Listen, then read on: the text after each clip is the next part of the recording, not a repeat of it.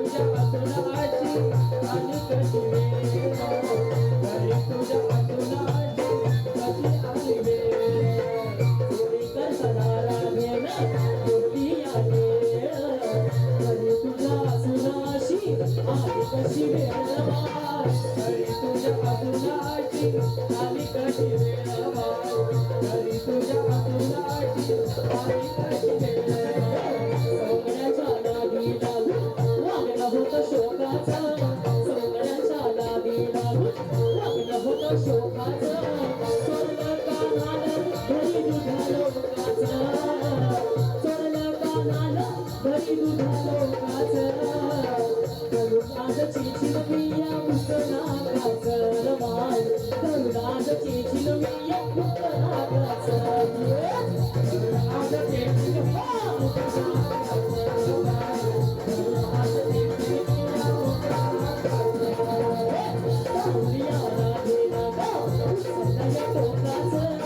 पाऊल या राधेला गा उचलला तो